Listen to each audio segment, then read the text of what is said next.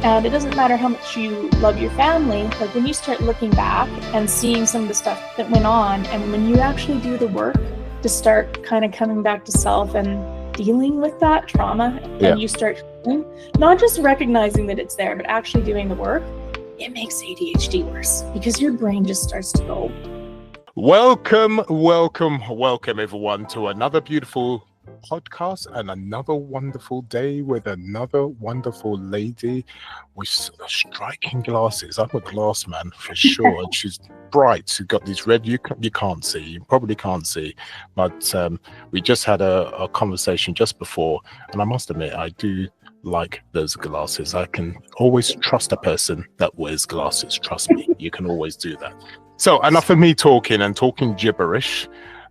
Teresa Taylor is with us today, and she's ADHD, but I do not have a clue what she does, how she helps people, or her backstory. As always, clueless Eli has to try and have that conversation to bring out the information. So Teresa, thank you for being here.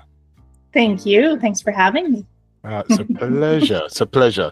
So I will do the typical thing and ask, what do you do in your business to help people to be successful? And we'll go with the flow from there. Sure. So I have a PR bureau agency called Start Me Up Public Relations. We're located in Calgary, Canada, but can work with anybody from anywhere essentially. And we are storytellers for entrepreneurs and innovators, some artists, and we cover things like the media relations and creating content buckets and strategies for them to get their story out into the universe. Try to book them on cool podcasts like this and zero in on their core mission and stories, and come up with ways to tell the world. And I say it's public relations for aliens and oddballs. And I think a lot of entrepreneurs in general feel like aliens and oddballs a lot of the time. I have a lot of sci-fi characters and aliens, and I have a lot of like aliens that have like suits and stuff on, because I feel like sometimes we all feel that way. No matter if you're founding an NFP or a business, or you're scaling a multi-million-dollar business, or you're just trying to get to revenue, or you're an artist or a musician, if you're trying to do anything interesting or different, it can be quite alienating. Oh, that's interesting. Alienating. Yeah, that's what we do. And I come from Start Me Up PR. I come from a journalism background. I was a journalist for the first part of my career. So that's where the PR comes from. You went with the flow because it was familiar, and you obviously made the contacts and enough experience, so you went down that route. So do you know what? I'm going to go for the kill straight away. I usually wait for a little while, but I'm interested about your neurodivergence, which is your ADHD. So I'm interested because we're always interested in how people can be still successful.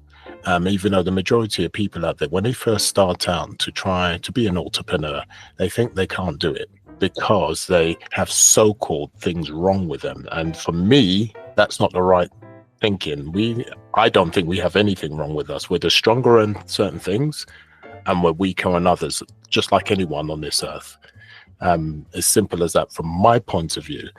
But from your point of view, when did you find out you were ADHD, and why did you try and push to find out that you were ADHD? So what happened? Sure. Well, I found out just a couple of years ago, and I'm sort of on the same wavelength as you, where there's a lot of buzzwords around, and they're real, around neurodivergence or ADHD, or now it's, where do you fit on the autism spectrum, and things like TikTok and all the stuff we can resource now are wonderful in some ways because it provides us community and it provides us access to information. I think on the flip side of that, sometimes there can be rabbit holes of misinformation, and sometimes we can get stuck in wanting to label ourselves and others. So when I started my career, I was a journalist. we'll have to talk later about where you are in London. I lived in London for a bit. I lived in Cambridge. I came home to Canada in my 20s and thought I was going to do poli-sci or something, but went into journalism. I was always gravitating towards that, and kind of came up in a time when print was going the way of the dinosaur. So I came up at I think it's a really interesting time looking back in history to see. I mean, it was kind of frustrating for me at the time. But you graduate and you get hired at a daily, national or a regional daily, and then the ground falls out from under everything as media tries to figure out the internet and how to digitize and social media. But I think looking back, it worked really well for me because I was at a daily newspaper, so it was like hurry up and wait, right? Like you put somebody with ADHD tendencies on a deadline, a daily deadline, and you just have to do it. And you kind of like looking back, and I think a lot of reporters are like this. You kind of sit there during the day thinking about your story or calling people or figuring out like how you're going to get your stories done. And then around 3 p.m., like this looming deadline sort of starts going like that. And then it's like hyper focus and you make magic happen. So I didn't know it then, but now I'm like, that's why I was attracted to that career. But that's how I started. And then I did some other stuff with Science Center, their media relations and communications, and worked for a university after that as their publications editor from alumni magazines and websites and stuff. And in my mid-30s, I went through some life changes. You go through divorce, you start looking at your career, you start looking at maybe some of your family dynamics and your past, and wanted to make a change. And I started thinking about forming this company, Start Me Up Public Relations, sort of right before COVID hit, and founded it the year COVID hit. So been a wild ride in a lot of different capacities.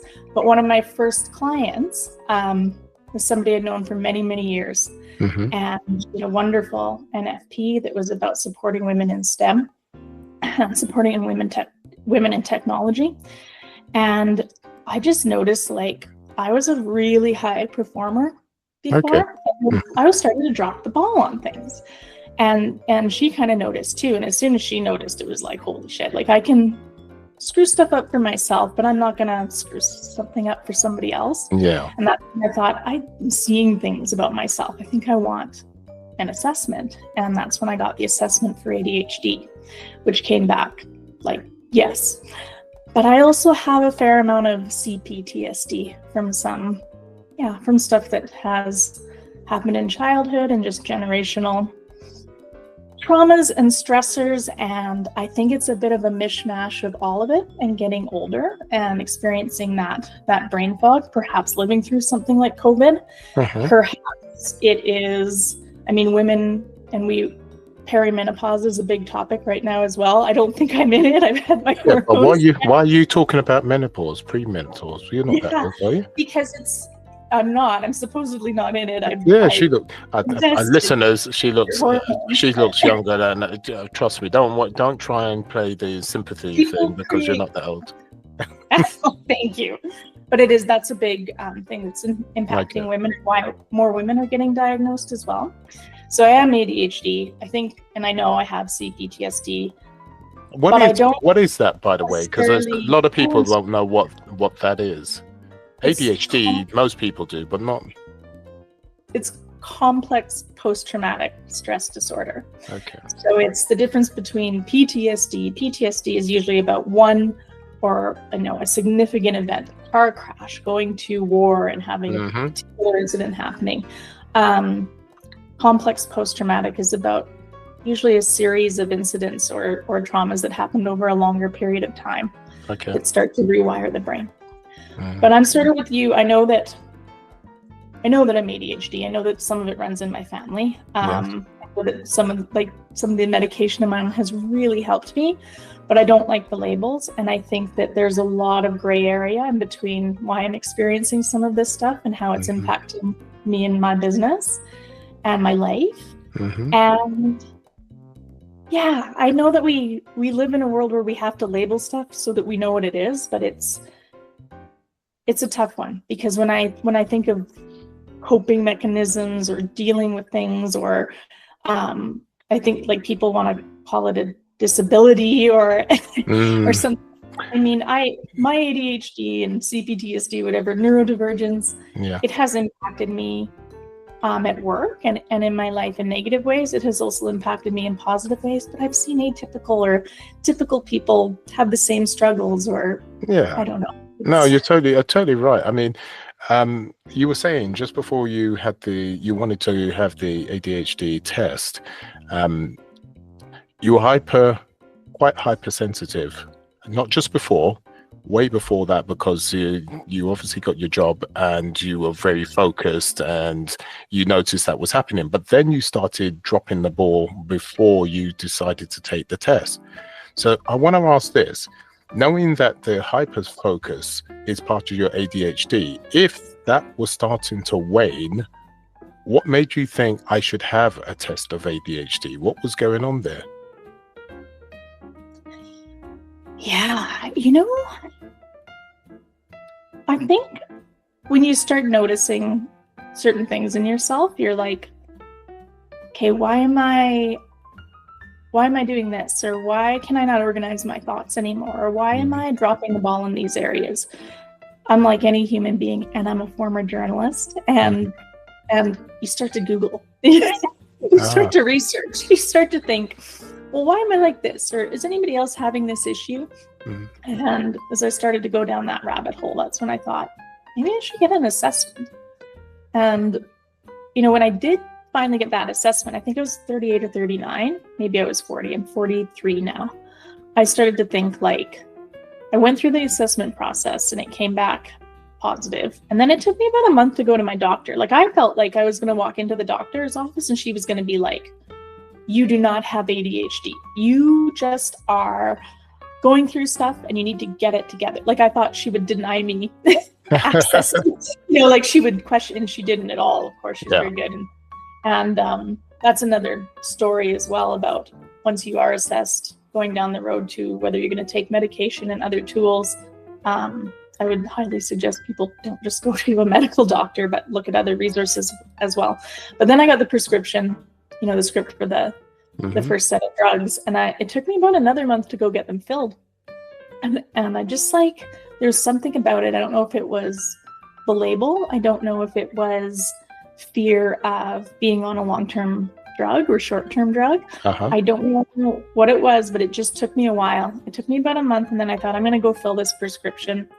And I remember I went to the pharmacy, and it was a very small amount of whatever it was. I think it's like an Adderall, like 5 milligrams. And I took it in the car. I remember driving home. And about 15 minutes into my drive, I just stopped at a light. And I remember thinking, like, I looked at the light, I looked at the road, and I remember hearing, wow, that's a light, that's a road, that's it. And I can remember just like the calm. And I got home and pounded through a bunch of work, sent it off, and one of my clients called me and said, wow, you just killed it. Are you, you're doing so well? Like, they had no idea what was going on. And I thought, oh God, yeah.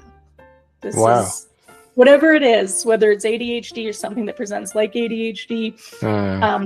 These meds are helping, which means I need to keep on track of this. And that's sort of, my story in a nutshell. And now, so I've been going on a couple years and had some interesting experience with different medication and trying to kind of figure stuff out and get the right therapy and do the right healing and mitigation and management of it. But okay. Well, you were talking about, there's an issue when you got diagnosed and then talking about medication but not going to a typical doctor. What was the situation? What happened there? And so you got diagnosed, and then the conversation of medication had to take place. So what was the issue around there? Just give us a... Yeah, so I don't know what it's like with the NHS, but within Alberta and in Calgary in Canada, I was sent, you have your regular GP. So I went to my regular doctor, and I will say that, they're not specialized in psychiatry, so they're kind of throwing medication at people and hoping it works. They're obviously very informed, and they mean well. They're always going to do well by patients and kind of reassess and look at what's happening. But I found it was like a bit of like throwing, I don't know, what's the term, spaghetti at a wall. Like they'll give you one thing and you try it. And luckily for me, the thing that I tried worked. If I had tried a drug that wasn't the right fit and it had not worked for me, I probably would have abandoned the whole idea that I even had this, and who knows where I'd be then. But I have been re-prescribed different things along the way, and sometimes it's like, it seems like they're just throwing stuff at me, because that's all you can kind of do is test stuff out. And so I've been pretty careful with that recently, because I've had some interesting experiences where something is prescribed, like these alter your brain, so you have to be careful. And I think that I pair it with a lot of, I've been doing, I've had a therapist for years, a wonderful therapist, a psychologist, and now I have a trauma-informed psychologist, and I've been doing EMDR. I don't know if you're familiar with. No, not. Yeah. When somebody first told me about it, I thought, what kind of scam witchery is this? Essentially, it's like a bilateral light therapy. It's bilateral movement. Where they take you back and talk you through some of the traumatic events or time periods that you've been through, and kind of rewire the brain.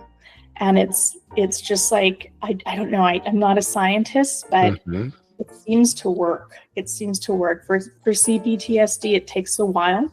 Okay. I think it can be a little bit more impactful if you have like one specific event. Okay. But yeah, I try all the things. I do my yoga. I try to work out.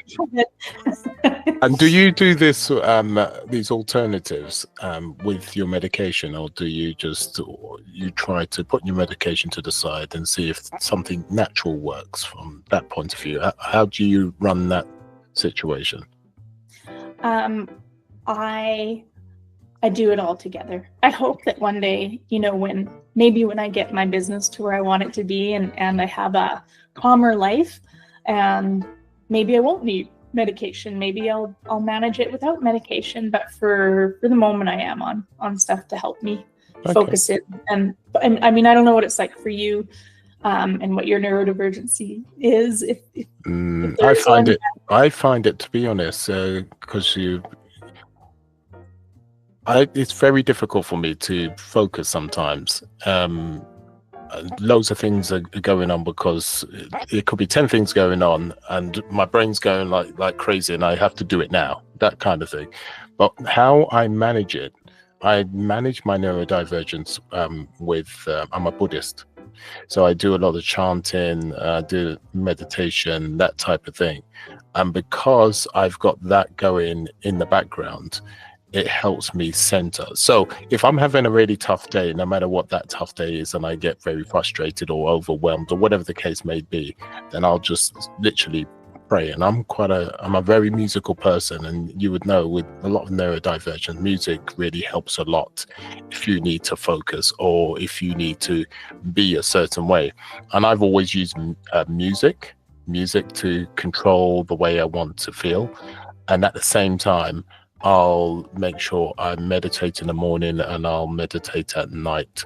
And because Buddhism is very musical, when you're chanting, it works again for me, because the way it resonates when I'm chanting, it literally solidifies me. It keeps me calm and focused. So I use that instead of anything else, and it works for me. You want to know, that's so interesting. because when I was talking about bilateral beats, bilateral light, it's a lot of it is music. And if you can find music that is bilateral when you're meditating, or just so it's that very similar consistency or tapping, right? Yeah. And so that is part of my world as well. And I do find when I, fall off of good habits of meditation and morning yoga and stretching and just having that daily mindfulness, things do start to kind of go off the rails, for sure. But I didn't really think of, I meditate, and I'm a musical person as well. I was very musical when I was a teenager, which maybe that's why I was able to manage it better at that time. But the whole bilateral and EMDR field and what they're doing there, that is like a meditation. It is meditation. It's just another way of saying it, and maybe a more palatable westernized DSM-5 version of what it is, I think. I don't know. I think we need to. No. Listen, there's so many different, there's no right and there's no wrong. I keep on saying this to people. Just because I've just said, I'm a Buddhist and I've done this and this works for me, I'm not saying, yep, that works. It'll work for everybody. You found something that works for you. It's a form of meditation. You sit there, and you have timing. Things are being timed. So you get this strobe light that's timing, and you've got the music that's timing. And so that helps you to focus, and then it helps calm the body. And that won't work for everybody. It'll work for some. And so, it is. There's different forms of meditation, and some people, meditation won't work at all, and you just got to test it. And but yeah, I know what works for me, and I'm just blessed to be in a position that I've got my Buddhism. That's for sure. When I started Buddhism, I felt like I came home. Because of that's kept me centered. So we'll see. But I do hear about these medications, these fantastic things that you take, and bing, you just totally focus. And I think, oh God. It's it kind of, the more you take this stuff, the less it seems to work. Yeah, of course. Just like any medication, it's the same. I think for me, and I think for a lot of women, I hear the same thing. A lot of ADHD, kind of how it manifests, is less about hyperactivity or what we think of little boys in the 90s. It is anxiety and rumination. And this stuff just kind of brings it down to like, oh, I don't feel so bad about that situation, or I'm not ruminating on that today. I can handle that, and I can get from A to B. And so I found it really useful for that. I had a doctor prescribe Ativan once for just a short period of my life, to get through something. And I remember taking it and thinking, I don't really know if this is doing anything. I took a whole bunch once and I finally went to sleep. But Ativan to me was like, this is doing nothing for me. Taking speed calms me right down. So I Did it really? Yeah, Adderall is. Do you know what, Teresa? Teresa, you know what you should have done as soon as you got it and that happened? You should have gone back to the shop and said, I've got a bad batch. Yeah. Because it's obviously not working. But yeah, right away, if you have that type of brain, whatever label you want to put on it, if you're taking an upper, like Adderall, and it's not like just making you hyper focused, like speed, if it's actually bringing you, calming you down and making you kind of more mindful, you probably have ADHD. Okay, so let's talk more about your ADHD. Now you've got a bit of hindsight. Obviously you found out about approximately 2 years ago that you was ADHD, but now you know what it looks back with hindsight. How far can you go back seeing those causes of ADHD? Go right back as you can, and you think, oh yeah, I was 5 years old and so, or I was 2, or whatever the case was. Go as far as you can. Yeah. Looking back for me, and I'm really careful about how I talk about complex post, CPTSD and ADHD. We have a wonderful researcher in Canada called it's Gabor Mate. He's an MD, but he does a lot of research on trauma and ADHD, and not everybody agrees with him. He likes to correlate ADHD and complex post-traumatic disorder, and he he speaks on it, and he's been wonderful for me to understand some of what I'm going through. But just like you said, like you can't put people into a box. You can't put these labels into a box. Everybody is made up of different puzzle pieces. Yes. And so for myself, looking back, like, yeah, high anxiety as a kid, I see that now.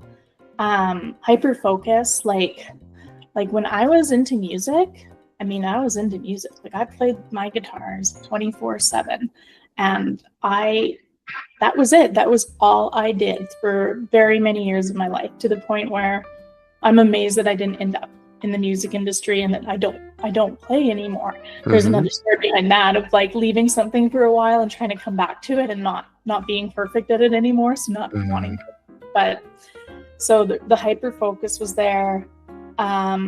Always been like a bit of a different thinker. I don't know if that's the time I was raised in, or my parents, or I've always sort of been that person that was, I wasn't a troublemaker, but I would be thinking about the other points of view, you know, that person that the teachers were, oh my God. But it's a journalism brain too, right? Why I wanted to go into journalism. But looking back, I think it really hit in my teenage years, like going from honor roll to just like suddenly not wanting to be in class and being really frustrated with things and starting to feel more depressed. And there's probably some correlation with family stuff there too, but for the most part, you know, came from, there's no, you know what I'm trying to say, like when I know what you mean, and I look back and I know I see the points in time, but I have no other experience to draw from. I can't remember much of my past lives if we have them, so I can't really go back and access and go, oh, here's a person I was when I didn't have ADHD. So now I have a qualifier to say, oh, here's where really hit. And then I've always been like adventurous in that. I love traveling. I love moving around to like different, I've lived in one or two cities all my life, between London, Cambridge, and Calgary. But yeah, like I'm happy when I'm on an airplane by myself, going somewhere with my camera gear.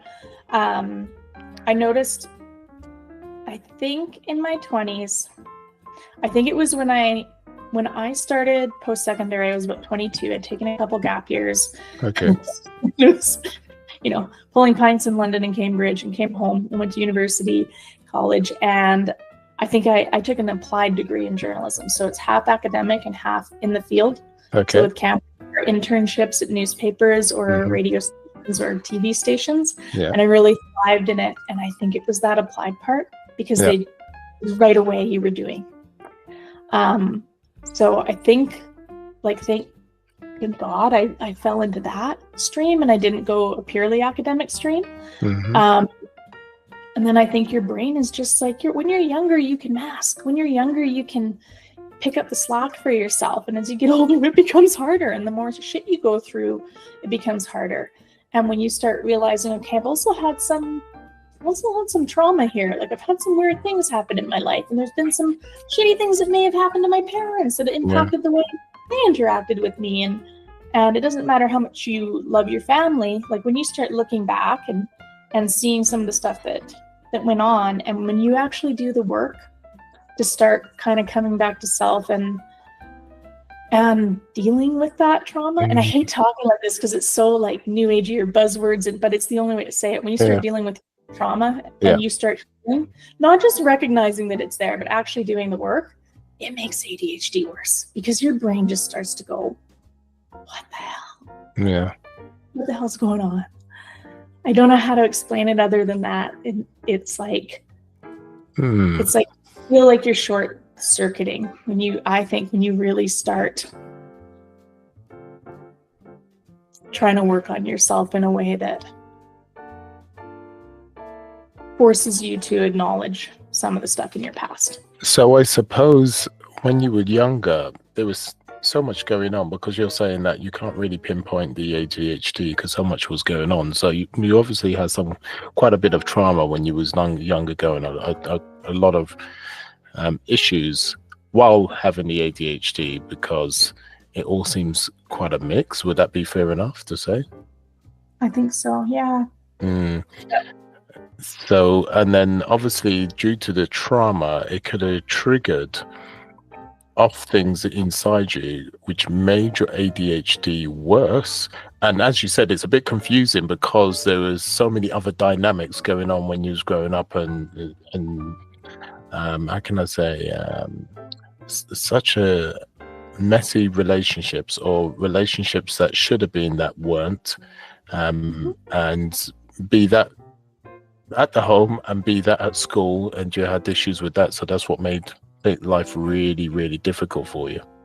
And then we all go through traumas, right? We all go through stuff. There's been other things in life. People go through divorce, people go through career change, people go through, I mean, founding a business is traumatic, especially when you have ADHD. I'm a couple of years into this and I'm not where I want to be, you know, and I've had a pretty successful career. Like, I've done some neat stuff. And so not having that success and just watching it kind of go like that and having to recalibrate, and like, I know I'm going to get there, but as a typical ADHDer, like, I have like all these parts of my business that I feel like are all important. And then I have another part of I call it my career in my life, which is, you know, I got really into wanting to learn about early stage investment and women in venture capital and women in startups, and be part of that scene as well of early stage angel investment. So I kind of ended up splitting myself into two, working on a business and then working on, okay, what are other ways I can potentially long-term make money and support the kinds of businesses and people and humans and organizations that I want to. And if you do any of that stuff, like venture capital, early investment, that is some pretty scary stuff to get into, and you got to be really careful with it and who you align with. So that took a lot of my energy. So it's like, okay, Teresa, you've spent a lot of time learning about that. You've spent a lot of time learning about these business streams. Now it's time to pick one and execute. You're spread so thin. Totally. I really believe that a lot of ADHD entrepreneurs go through this, and if you nurture things and eventually can narrow it down, it's gonna come. Like, it'll come, but the runway is longer, and sometimes that's hard. No, it is. I mean, we do have problems focusing, and we tend to start many things, and you know, and some of us don't finish it, or we water down our situation. So and this is one of the problems I've had all my life. It's not because I'm not capable, but it's true. It's like, oh, what should I do? I'm capable of doing multiple things, but you got to be careful to water down your energy, and just focus on that one or two things, and that's the maximum you do. And that's always been the bane of our life, right? Isn't it, Teresa? There's so much to do. There's so many things I want to do. But I will say, and I think that, you know, life is complicated, and human relationships are complicated. And where I have had some things I feel in my familiar relationships that were lacking.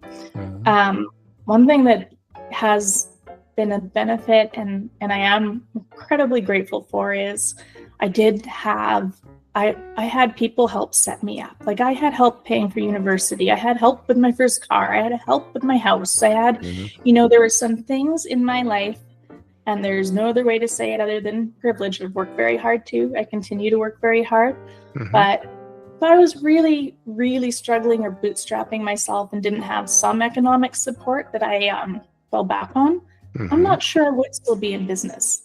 And so that's the truth. And I recognize that. And I think about, okay, you know, you've had some runway.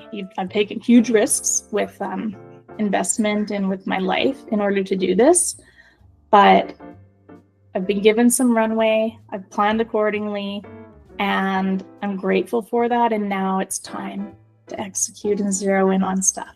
I mean, I feel very successful in many ways, but it's time to find the one business stream and the one niche to really hit go. Yeah, no, I know what you're saying. So How has ADHD and your what's it? TBT, whatever. I can't even pronounce it. Yeah, I'm not even going to try. It's all fun. I hate the labels. I hate it. Yeah, My brain I know it is. It's different because it's different. Like our brains are different. Sometimes they're different genetically. Sometimes they're different because of environment and things we've gone through.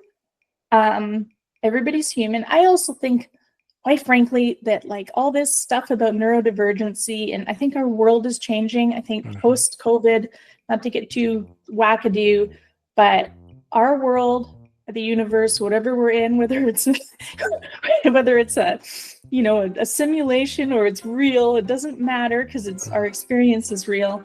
But the old way of thinking in hierarchies and that neurotypical way, like maybe they're going the way of the dinosaur. And maybe it's time that we embrace more of that large scale thinking, because it's almost like we're gonna be trying to keep up and work with AI.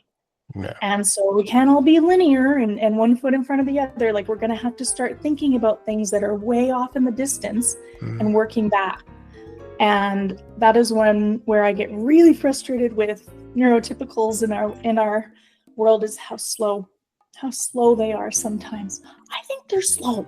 And I don't like being told that I have a disability or a problem, when half the time I'm looking around the room and I'm wondering why it's taking people so long to catch up. Yeah. Just say it. Totally. Like I said, I don't think it's a problem. I think it's because we don't fit in the system, a school system, which is set up in a particular way. Look, way back in the days, it must have been, I think it was now, back in the 60s, it wasn't good to be left-handed. You know, in certain countries, they would make you be right-handed. You had to be right-handed. There must be something wrong with you, right? And now things are caught up where there isn't nothing wrong with you. Some people are left, some people are right. And I just believe it's exactly the same situation. There is nothing wrong with you. We are supposed to be hunters, gatherers, homemakers, etc., etc. So I don't think it's a disability. I just think it's a situation you've just got to accept what you have. And then it's a situation knowing your strengths and your weaknesses, and know what you can with your strength, what you can use it for, and then use it as a superpower. What you're weak on, you work with other people. Just like any business, you could have a large business, right? And if your business is weak in certain things, you pull in a temporary partner to deal with a particular job, because you can't fulfill that part of the job, right?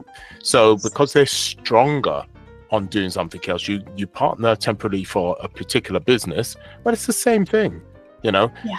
You're different, and you're supposed to be different. So what you do, you partner with someone else, or you partner with AI, because AI can do the stuff that you can't do, and then you do what you do great.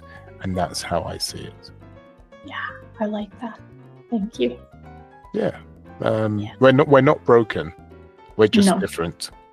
We're different, not broken. There's no such word as broken. Unfortunately, I have seen people say they are broken, which is really, really, what was it? I was looking at a post actually this morning, and a post went up in, I think it was Instagram.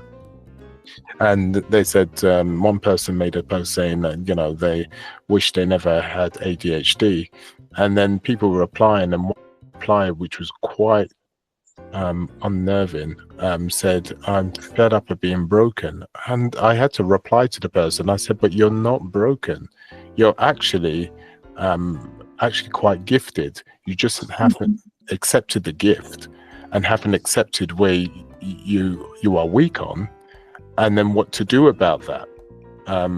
And I actually suggested just listen to the podcast, because this is what I talk about in the podcast, because you've got to stop thinking about it. Because as soon as you think you're broken, then you've just put yourself in a state of a coma that you can't do nothing. And this is the reason why I started this podcast, because for years I stopped myself from doing a lot of things. I wouldn't show my face online. I wouldn't use my voice because I hated my voice. I didn't think this, I didn't think that. And then I got to a stage where enough was enough, because I was sick to death of people saying, but Eli, I don't understand what is wrong with you. You're very good at this, that, and the other, and you have a gift. And you think that you're not good at these things. And enough was enough. So I did certain things in the last 2 years to get me in a position to do podcasts. Now, 2 years ago, there's no way I could have done it.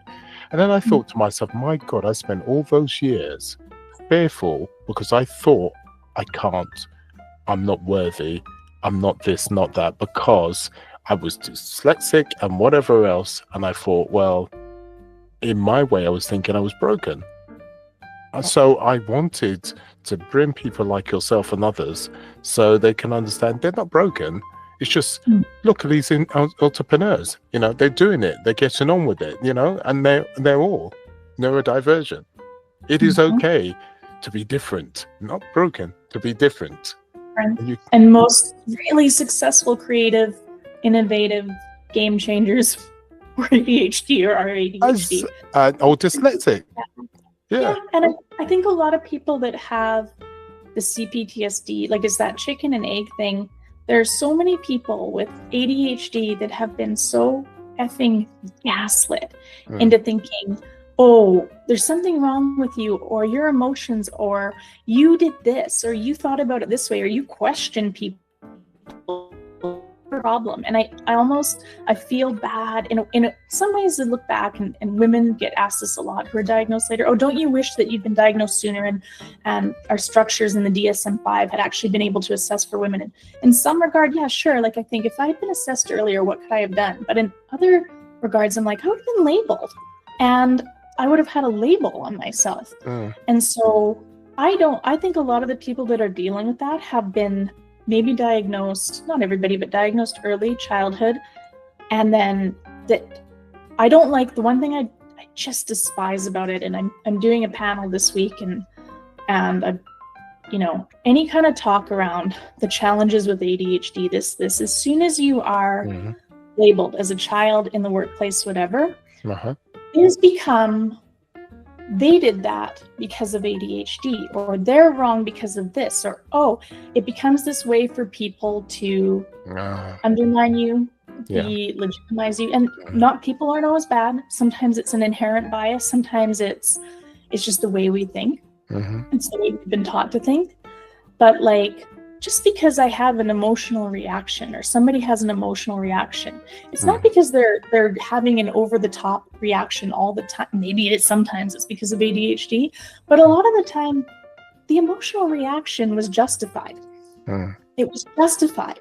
But because people don't want to have to deal with it, they're going to say, oh, that's because this person is XYZ. They don't have to take accountability. And that's where I get really on my soapbox, is watching people label others and use that to undermine so that they don't have to take accountability for their own shit. No, you're totally right. No, I hear you. And the thing is, we've just got to be very careful and just make sure, listeners, we've got to just remember, we're not broken. There's nothing wrong with us. We're just different. It's okay to be different. Just look at what you're strong on. What can you leverage with that strength? Remember, you can multiply that with you using your strength in your business or in your personal life. Remember, so-called people that aren't neurodivergent, they have weaknesses and strength. They're not perfect. No one is perfect. So you have to remember that everybody has weaknesses and strengths, and it is okay to have that, and it is okay to be different. It is a good thing to be different, because if you wasn't, what a boring world it would be. Oh my. Teresa, really would be dismal, to say the least. So Teresa, how do you help people in your business from the point of view? Do you help people one-to-one? Do you help them from the point of view that you do groups or corporate? How does that work? Yeah, so I like to work, we like to work best with with entrepreneurs and smaller teams, but I mean, I have done larger corporations and work for those organizations as well. But ultimately, I think that we're best at helping people figure out kind of what their strengths are and what their most compelling stories are. And often people are ashamed of things or want to hide them because they think they're going to be judged for them. And those are the stories that resonate the most with people and their audiences and make people want to come and listen to them or buy their product or follow them, or it's those human moments and those stories that resonate the best.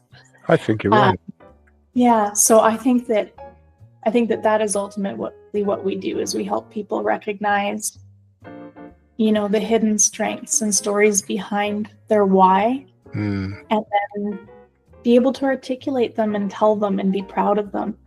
And people don't buy into things. People buy things and they adopt things and they follow things and concepts that are solving problems for them personally.